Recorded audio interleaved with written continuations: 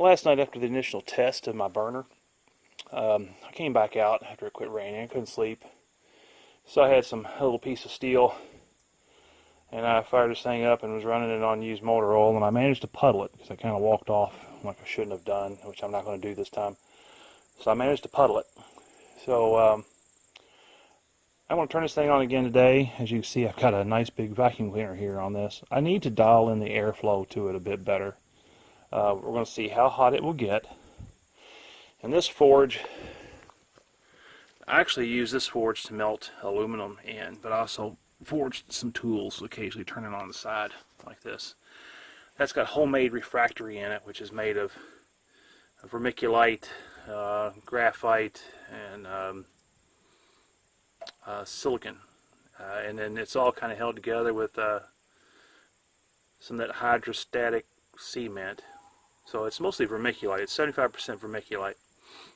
It's lasted quite a while, and I mistreat it. I leave it outside and let it sit. It gets water in it and all kinds of stuff. And, there's some gaping holes in it. So anyway, I'm going to fire this up and test it again. And just so you know, I'm probably going to build a better forge. I went ahead and ordered some fire bricks, I think. And the reason of that is economics, because I have free fuel. I have access to all the used motor oil that I can possibly get right now, and it doesn't cost me a penny. I went out recently and purchased 50 pounds of charcoal, cheapest I could find, to test my coal forge when I get it, because for some strange reason, even though I live in Kentucky, I can't buy coal anywhere, or bituminous coal anyway. And I really don't want to pay $38 a bag to have it shipped here. Well, $38 plus shipping to have it shipped here. So, if I can get this working, this right here would be major for me. So, anyway, I hope you enjoy. I'm going to try to get this thing heated up and get it moving, and then try to find another piece of steel that I can throw in there. I don't have tongs, so I'm trying to find something kind of long that I can put in there and pull out. But anyway, hope you enjoy. I was having a little bit of trouble getting this guy to start. Come to find out, off and on, this was the dirtiest motor oil I think I ever used. This little fuel filter that I had in line here is too small to handle the amount of particulate that's in this dirty oil. So when the oil comes up and hits that paper, it's clogging it up. So I fought that for a while. Ended up taking some of the required pressure, I guess, to cause it to pull through that filter by raising the gas can up a little bit higher, so it wouldn't have to use the siphon pressure so much. But I fought this off and on until finally it caught. So you'll see me catching it there. That's when I lifted up the oil a little bit. You can see it really starting to come out.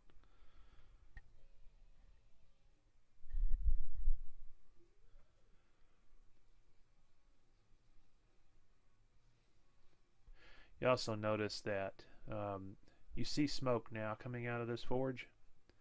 I had a little bit of trouble. I didn't get enough fuel out there to actually cause it to propagate that flame out like it's supposed to. So I removed the air for a moment, and after I did that, the flame went back in like it's supposed to and started heating up. In the future, I'm going to start preheating my forge using propane like other people do, and that'll eliminate the smoke probably altogether.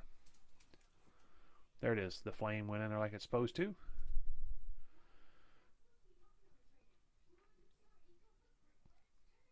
And I think this thing can actually handle a lot more air as well. I'm using a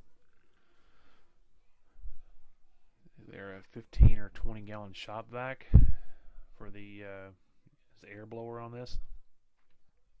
It handles all of that air plus some. Also, it's not really mounted, as you can see. The burner is just kind of sitting in there.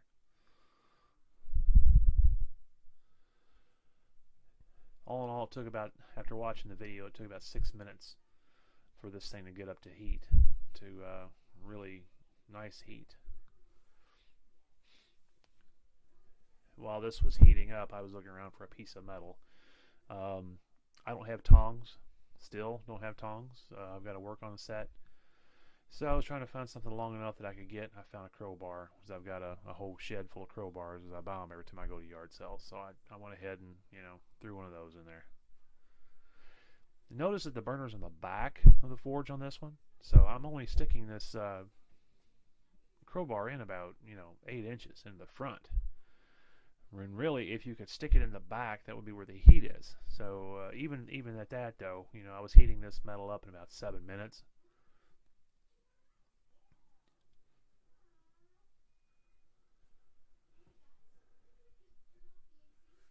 So another thing too, I'm going to have to get some stumps or something. I need to get my working height a little bit higher, because I'm 6'7", and working on the ground just isn't comfortable. So that was the first heat. It was in there for about 6 minutes. I threw it back in. It was kind of a dull red. It will move at this temperature. It's not perfect though. It still needs to be a little bit hotter.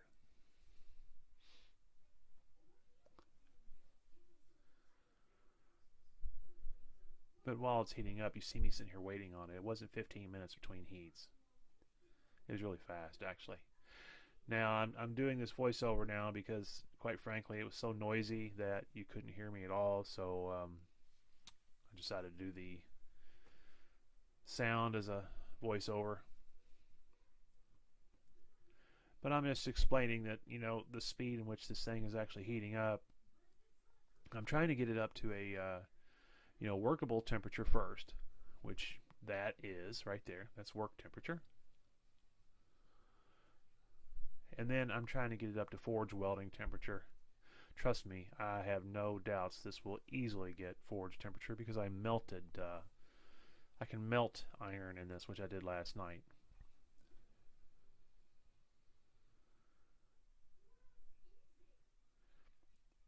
Ideally, what I'm going to do is add some air regulation at the burner itself with a flow valve or flow meter on there, so I can see how much air is actually flowing, what temperature or what pressure, and I'll be able to adjust the heat of the forge instead of running it wide open. This is wide open. I don't think there's any need for that. I'm assuming that you guys with propane forges can kind of dial in the temperature that you actually want to run it in a little bit. You should be able to do the same thing with this.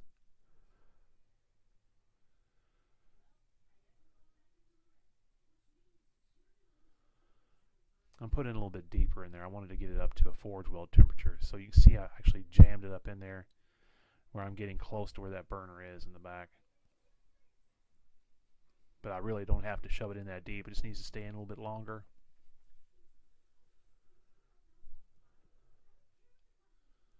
There it is. Close enough to at least prove that it can get there. Please note this is a single burner. I'm actually thinking about building a forge with 2 burners. It's all about economics. I can get this fuel for free, where the coal and the charcoal costs money, when I can get hundreds of gallons of used motor oil for free. And trust me, I'm going to get every bit of it I can now.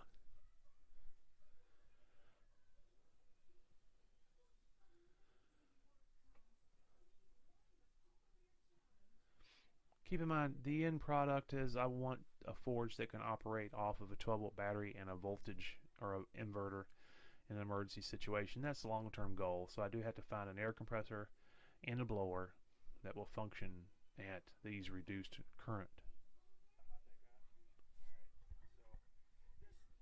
How hot that got? All right, so this forge is garbage. Okay, I'm gonna throw all this away and make another one. But all the vermiculite has melted. It got hot enough to melt the vermiculite into big glass chunks. So, ladies and gentlemen, I don't know about you, but I'd say that got mighty damn hot. What do you think? Well, I am going to give you guys, I'm going to put a list of all the parts that I put into this. There are some things that I don't quite understand that I'm going to ask you guys here in a little bit, those of you that have made your own propane forges. things. The biggest issue that I had initially was getting this thing to light. So when it got lit, it would put a fire way up there where the nozzle is, and it's like it would just smoke. Smoke would come out. Now, what I ended up doing, though, to get that thing to actually ignite was I took the nozzle out for a moment, and it was shooting fire out here, which that's not practical. Put it back in, and I disconnected the vacuum cleaner air again, and it seemed to catch on its own. And then I put the air back on, and lo and behold, it was great. Really odd, very odd. So this thing's going to be I'm going to have to mess around with it. I need to put a better air regulator on it next to the burner so that when I make an adjustment, I need to see what the pressure is. I'd also like to put a flow meter on here so I can see how much air flow I have going in there. So, I need to be a little scientific about this just so I can try to get some repeatable results. Another issue I've got is I'm going to have to make my very own oil filter for this. I think I'm going to make a PVC column and fill it up with something like cotton or something like that. Something with a lot of surface area inside it. Because this used oil, man, it plugged that filter up like really crazy quick. So I might do something there, but I don't want particulates to get inside my nozzle because that would even be worse. Well, anyway, I really hope you enjoyed this. Please share it around. If you've got any information for me or anything you think I should look at, please put the comment down below. I will look at it and I will follow up on it.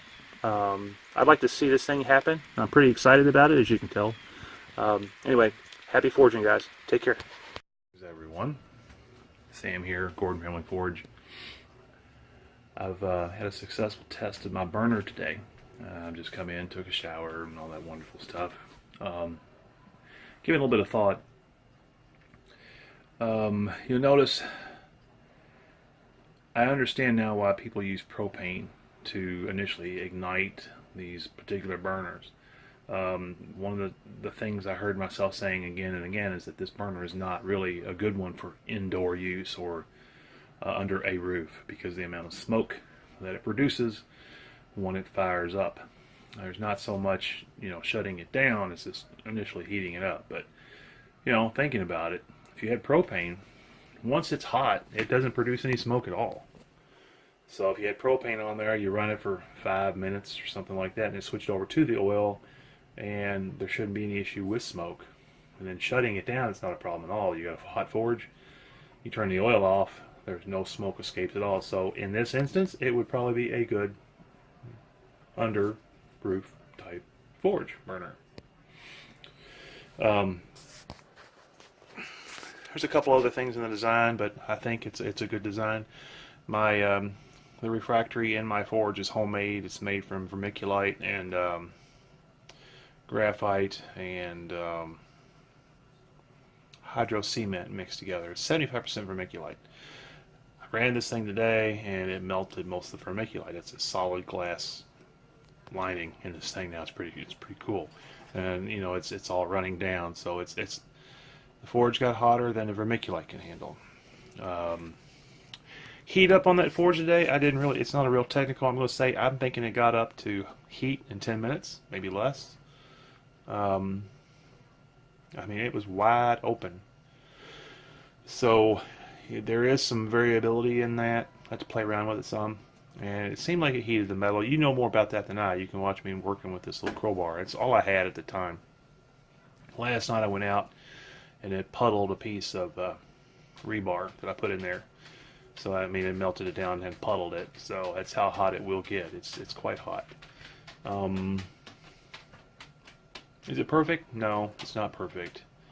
But I think I'm going to develop it a bit further. I will post all part numbers, anything I think would help, but I mean, it's dangerous, so don't take this as a how-to. If you're knowledgeable and you feel whatever, I make no claim that this is perfectly designed or anything like that, so it's on your own head. I will say this thing puts out a lot of heat. I'm doing it because I went out and bought some charcoal, I think, to test my other forge I'm putting together, and it was expensive. I couldn't find any bituminous coal around here anywhere. I live in Kentucky, and we are a coal state. Go figure. And I couldn't find anybody that will sell me bituminous coal. I can barely get anthracite. So it's either propane or this. I don't want to pay for propane. The oil is free. I have access now that the guy's got about 160 gallons I can have right now. He'll give it to me. And 160 gallons we've already discussed is equal to about, well, quite a lot of propane. The used oil is very difficult to ignite. I admit that. The kerosene by far is easiest. I have to come up with a better filtration system for the oil because the filter I have on there now is too small. It gets clogged up really fast. But anyway, hope you watched. If you have any comments, put it down below. Thanks.